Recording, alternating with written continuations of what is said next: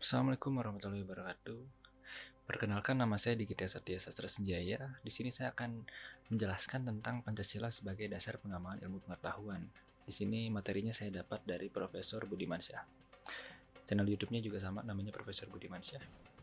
Kita mulai dari Pancasila sebagai dasar pengembangan ilmu pengetahuan, sumber historis.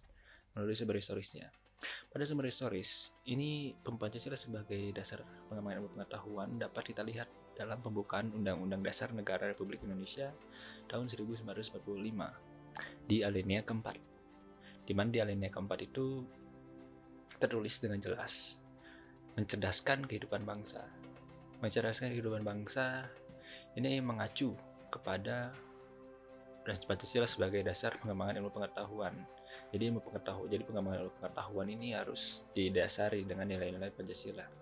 Jadi apabila ada ilmu pengetahuan atau ada pengembangan ilmu pengetahuan yang menabrak nilai-nilai Pancasila, otomatis itu juga keluar dari pembukaan Undang-Undang Dasar Negara Republik Indonesia. Selanjutnya kita bahas dari sumber politisnya.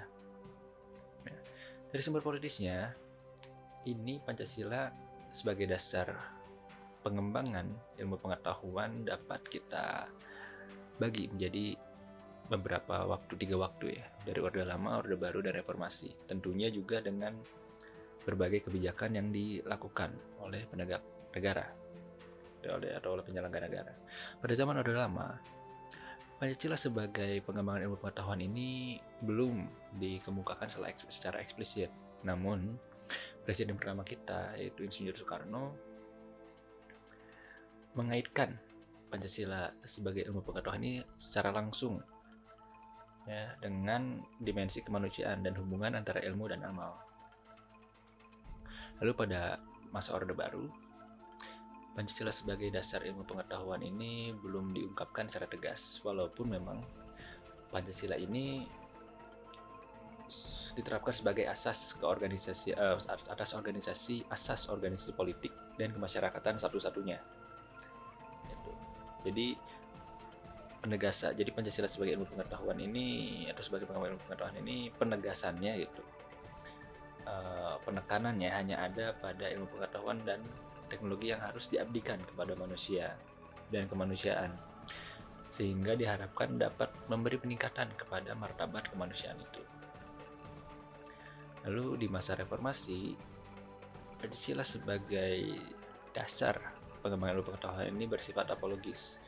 Kenapa? Karena hanya memberikan dorongan kepada kaum intelektual untuk menyampaikan atau untuk menjelaskan nilai-nilai Pancasila lebih lanjut. Terus sebagai sumber sosiologis, Pancasila sebagai dasar pengembangan ilmu pengetahuan ini bergantung kepada sikap masyarakat, di mana pada sikap masyarakat ini sangat memperhatikan dimensi ketuhanan dan kemanusiaan. Jadi jika ada suatu pengembangan ilmu yang bertabrakan dengan dimensi ketuhanan dan masyarakat dan kemasyarakatan, umumnya akan ditolak oleh masyarakat umum, oleh sebagian besar masyarakat itu umumnya.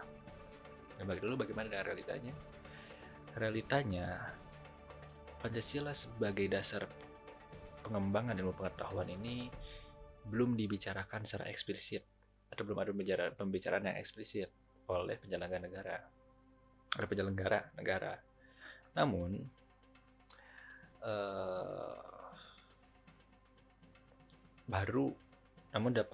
dapat perhatian khusus dari kaum intelektual. Nah, perkembangan ilmu pengetahuan di Indonesia ini lebih berorientasi pada kebutuhan pasar. Karenanya banyak sekali program studi universitas ini yang lebih populer ya, karena kepopulerannya itu didasari oleh ya memenuhi kebutuhan pasar. Oleh karena itu kenapa populer. Nah, karenanya Pancasila sebagai dasar ilmu pengetahuan itu menghadapi atau mendapati beberapa tantangan. Di antaranya itu adalah yang pertama, kapitalisme. Kapitalisme yang menguasai perekonomian dunia ini membuat ruang bagi penerapan nilai-nilai Pancasila ini ini terbatas gitu. Ya, lalu ada globalisasi yang menyebabkan lemahnya daya saing bangsa Indonesia dalam pengembangan ilmu pengetahuan dan teknologi. Dan ketiga ada konsumerisme. Konsumerisme ini menyebabkan Indonesia menjadi pasar, menjadi pasar bagi produk teknologi negara lain yang memang dalam bidang ilmu pengetahuan dan juga teknologinya maju. Oleh karena itu negara kita ini menjadi negara yang konsumtif atau menjadi konsumen terus dibandingkan menjadi produsen. Lalu yang keempat ada pragmatisme.